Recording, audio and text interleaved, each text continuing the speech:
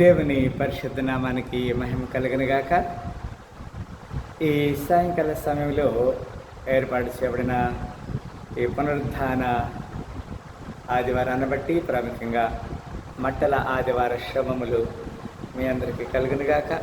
ఇక్కడ చిన్నలందరికీ దేవుడుండాలుగా దీవించి ఆశీర్వదించునుగాక. మిక్కిలి పిల్లారా, ఉదయకాల సమయంలో మనము మత్తయి సువార్త 21వ అధ్యాయం 5వ వచనాన్ని మనము ధ్యానం చేసి ఉంటున్నాం. ఈ మట్టల ఆదివారానికి సంబంధించి రిలవెంట్ వర్డ్ రిఫరెన్స్ అదిగా మనం చూస్తున్నాం. ఇదిగో నీ రాజు సాత్వికుడై గాడిదను భారవాహక పశువులైన చిన్న గాడిదను ఎక్కి నీ వద్దకు వచ్చినాడని సియోను కుమార్తె చెప్పుడి అన్నది. ఈ లేఖనాన్ని మనం చూసినట్లయితే ఆయన భారవాహకపు పశువు పిల్లైన చిన్న గాడిదని ఎక్కి నీ ఎద్దకు వచ్చుచున్నాడు. Tell you the daughter of Zion, behold the king cometh unto thee, meek and sitting upon an ass. ఇంకొక మాట కూడా మనము లేఖనం నుంచి చూసినట్లయితే యెషయా గ్రంథము 9వ అధ్యాయము 6వ వచనంలో ఈ విధంగా వ్రాయబడినది. ఏలయనగా మనకు శిశువు పుట్టెను, మనకు కుమారుడు అనుగ్రహించబడెను, ఆయన భుజం మీద రాజ్యభారములను, ఆశ్చర్యకరుడు, ఆలోచనకర్త, బలవంతుడైన దేవుడు, నిత్యుడగు తండ్రి, సమాధానకర్త, అధిపతి అని అతనికి పేరు పెట్టబడింది. ఇది యేసుక్రీస్తు వారి యొక్క నామ బిరుదులలో ఘనతలలో ఒకటిగా మనం చూస్తున్నాం. 9వ అధ్యాయం ఇది మొదలుకొని మితి లేకుండా దానికి వృద్ధియు క్షేమమును కలుగునట్లు సర్వకాలము దావీదు సింహాసనము రాజ్యమును నియమించును. న్యాయం వలన నీతి వలన రాజ్యము స్థిరపరచుటకు అతడు సింహాసనాసనుడై రాజ్య పరిపాలన చేయును. సైన్యములకు అధిపతి యెహోవా ఆసక్తి కలిగి దీన్ని నెరవేర్చును. He will do and his prosperity. ఆయన మనకి ఆ యొక్క ఆసక్తి కలిగి ఆయన చేస్తాడనే మాట మనం చూస్తున్నాం. ఇర్మియా గ్రంథము 23వ అధ్యాయము 5వ వచనంలో యెహోవా ఇలాగూ ఆజ్ఞయించుచున్నాడు, రాబో దినంలో నేను దావీదుకు నీతి చిగురును పుట్టించదను, అతడు రాజయ్య పరిపాలన చేయును, అతడు విశేషముగా నడుచుకొనుచు కార్యం జరిగించును, భూమి మీద నీతి న్యాయములను జరిగించునంట.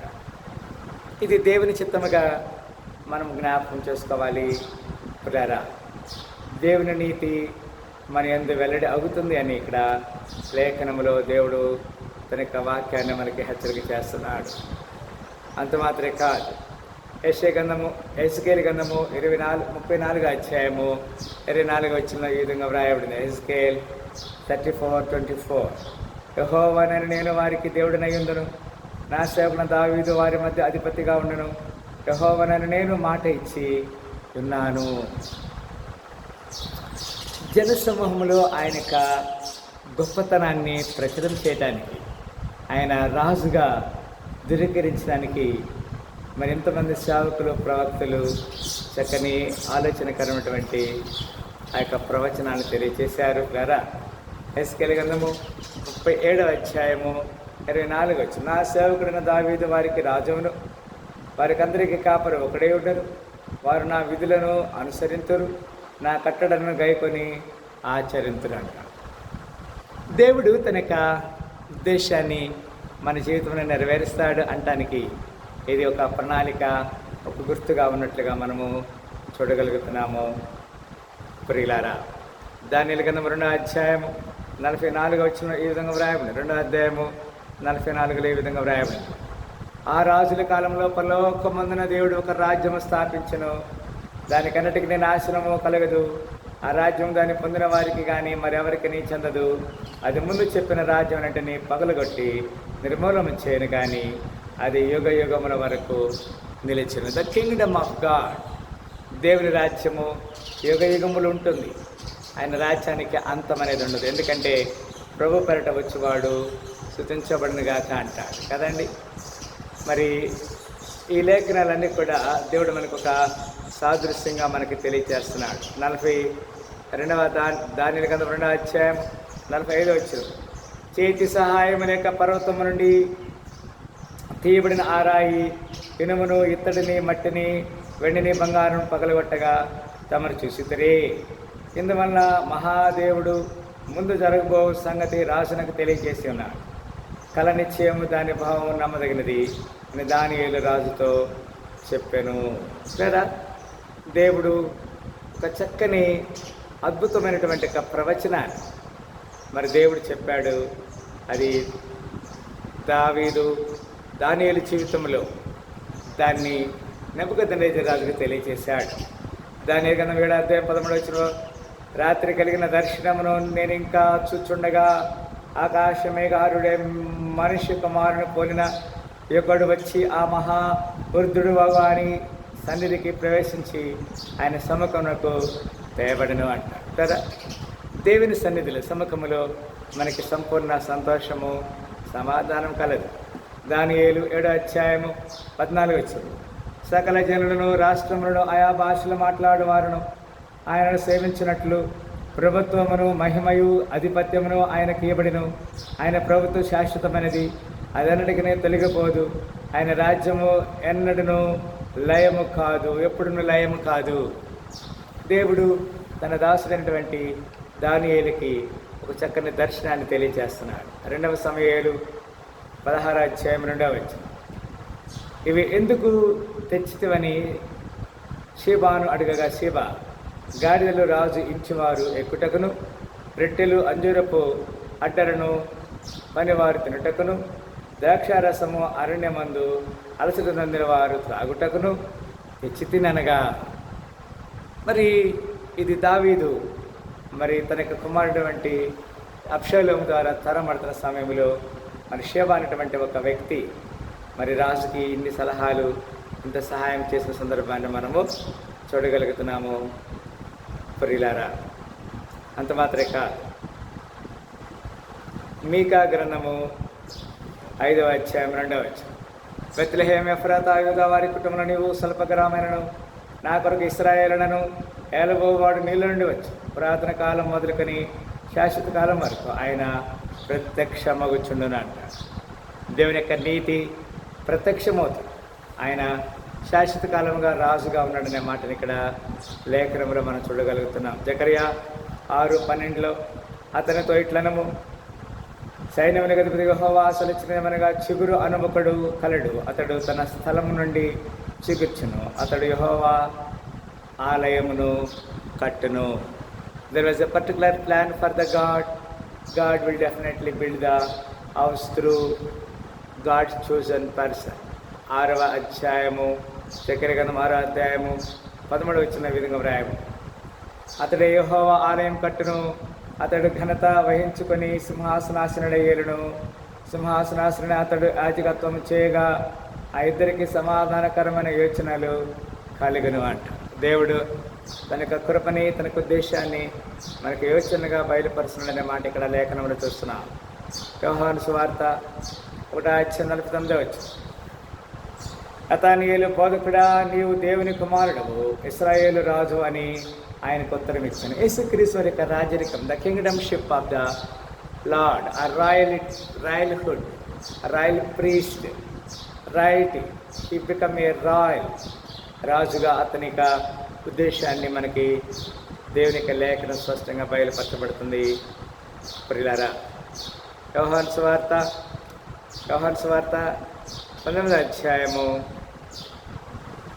15వ వచనము నుంచి ఈ విధంగా రాయబడింది, అందుకు వారు ఇతనిని సంహరించుము, సిలువ వేయమని కేకలు వేసిరి.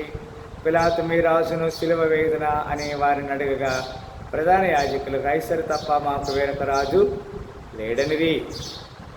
ఇక్కడ మనం చూస్తున్నాం, అప్పుడు సిలువ వేయబట్టకై అతడు ఆయనను వారికి అప్పగించెను. ఈ లేఖనాన్ని మనం చూస్తున్నాం. వారు యేసును తీసుకొని పోయి ఆయన తన సిలువను మోసుకొని కపాలస్థలం చోటికి వెళ్ళాను. హెబ్రీ భాషలో దానికి గొలగతా అని పేరు. అక్కడ ఈ వైపున ఒకరిని, ఆ వైపున ఒకరిని, మధ్యన యేసును ఉంచి ఆయనతో కూడా ఇద్దరిని సిలువ వేసిరి. మరియు పిలాతు యూదుల రాజైన నజరుడు యేసు అని పై విలాసము వ్రాయించి సిలువ మీద పెట్టెను. యేసు శిలువ వేయబడిన స్థలము పట్టణమునకు సమీపమై ఉండెను. అది హెబ్రీ, గ్రీకు, రోమా భాషలలో వ్రాయబడింది కనుక యూదులలో అనేకులు దానిని చదివిది. నేను యూదుల రాజని వారు చెప్పినట్టు వ్రాయము కానీ యూదుల రాజని వ్రాయవద్దని యూదులు ప్రధాన యాజకులను పిలాతుతో చెప్పగా, పిలాతు నేను వ్రాసినదేమో వ్రాసి తిని. This is all God's kings authority. ఆయన రాజరిక అధికారాన్ని మనకి ప్రచురం చేయబడుతుంది. పిల్లరా, మత్తయి సువార్త 11:29 నేను సాత్వికుడను, దీన మనస్సు గలవాడను కనుక మీ మీద నా కాడి ఎత్తుకొని నా యొద్ద నేర్చుకొనడి, అప్పుడు మీ ప్రాణములకు విశ్రాంతి దొరుకును అంటారు. అంత మాత్రం కాదు, మత్తయి సువార్త 12:20 విజయం పొందుటకు న్యాయ విధిని ప్రజలు చేయుట వరకు ఈయన నలిగిన రెల్లును విరువడు, మకమకలాడుచున్న అవిసనారను ఆర్పడు. ఇలారా మొట్టమొదటి మనం చదివాం మత్తయి సువార్త 21:5 అక్కడ చక్కని వివరణ మనం చూసాం. 6వ వచనంలో మనం చూస్తాం, శిష్యులు వెళ్ళి యేసు తమకు ఆజ్ఞాపించిన ప్రకారం చేసి ఆ గాడిదను దాని పిల్లలను తోలుకొని వచ్చి వాటి మీద తమ బట్టలు వేయగా ఆయన బట్టల మీద కూర్చున్నారు. జన సమూహములో అనేకులు తమ బట్టలు దారి పొడుగున పరిచరి, కొందరు చెట్ల కొమ్మలు నరికి దారి పొడుగున పరిచరి. జన సమూహములో ఆయన ముందు వెళ్ళుచుండిన వారును వెనుక వచ్చుండిన వారును దావీదు కుమారునికి జయము, ప్రభు పేరట వచ్చున్నవాడు స్తుతించబడును గాక, సర్వోన్నత స్థలంలో జయము అని కేకలు వేయుచుండిరి. ఆ నిరీక్షలను వచ్చినప్పుడు పట్టణమంతయు ఈయన ఎవరో అని కలవరపడిన. జన సమూహం ఈయన గలిలయలో నజరేతు వాడుకు ప్రవక్త అని చెప్పరి. ఈ మాటలను బట్టి మనకేమర్థమవుతుందంటే, యేసుక్రీస్తు వారు ఈ లోకానికి దేవుని చేత లేఖనానుసారముగా ప్రవచనము నెరవేరే భాగములో ఆయన వచ్చి గార్ధపమును భారవాహకపు చిన్న గొర్రె పిల్లను ఎక్కి యెరూషలేములోకి ప్రవేశం చేశారు. అదే ప్రవేశం చేసిన సందర్భంగా ప్రజలందరూ దారి పొడిగిన బట్టలు పరిచి కొమ్మలు నరికి దారిని స్తుతించారు. హోసన్నా ఇన్ ద హైయెస్ట్, యెహోవా పేరట వచ్చేవాడు స్తుతినందునుగా అని ప్రకటించారు. మనందరం కూడా యేసుక్రీస్తు వారి యొక్క లీలలను సత్యాన్ని తెలుసుకుంటాం. ఆయన సాక్షి జీవించగా అలాంటి కృపల దేవుడు మనందరం డాలుగా దీవించి ఆశీర్వదించింది గాక ప్రార్థన చేస్తాం. స్తోత్రములు ప్రేమ గల తండ్రి, సాయంకాల సమయంలో ఏర్పాటు చేయబడిన ఈ పునరుద్ధాన ఆరాధన బట్టి వందనాలు. ఇప్పుడు మమ్మల్ని ఒకరు నాకు తెలుసుకోండి. మీ చిత్తాన్ని వాక్యాన్ని మా యొక్క జీవితం నెరవేర్చినందుకు వందనాలు తెలియజేస్తాం. సకల ఘనత మహిమ ప్రభావం యేసుక్రీస్తు పరిశుద్ధ నామములో ఈ సాయంకాల పునరుద్ధాన శ్రమంతో నింపి సహాయించమని, అయ్యా మరి యొక్క మట్టల ఆదివారం శ్రమంతో నింపి సహాయించమని వేడుకలు స్తుతించి ప్రార్థిస్తున్నాము తండ్రి. ఆమేన్ ఆమేన్ ఆమేన్. మరొకసారి ఇప్పుడు ఇచ్చిన ప్రియులందరికీ నాకు శుభములు వందనాలు తెలియజేస్తాను. దేవుడి మాటలు దీవించి ఆశీర్వదించును గాక. ఆమేన్.